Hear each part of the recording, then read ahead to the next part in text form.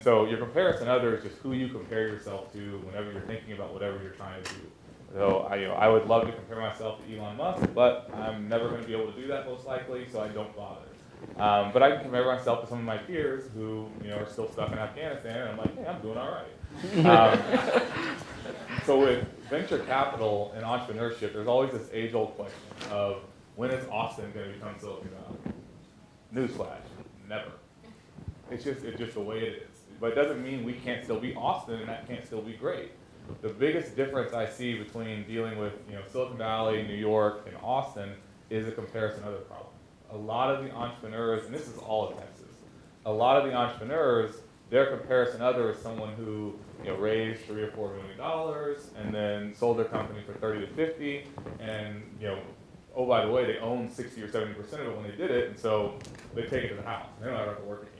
But that's a big difference in building a company to sell for 30 to 50 million than building a company to sell for $1 billion or more. And so in the Valley, 30 to 50 doesn't even get people out of bed, and their mentality is just different. And it's growing in New York a little bit too. But when I hear pitches from entrepreneurs in Austin, there's this, I don't want to be rude, but it's almost like a defeatist attitude. It's like, all we need is like $1 million, and we're running out of money, and I know if we just get a couple customers and we get to $3 million AAR or ARR, we'll be able to sell this to this strategic who's already looking at us, and I'm pretty sure we can get a good 10x multiple on your angel investment. And I'm like, well, geez, I'm fired up now, But when you talk to people in the Valley, you're in this crazy, paradox of you're either a genius or you're insane, and I have no idea which, but I'm fascinated.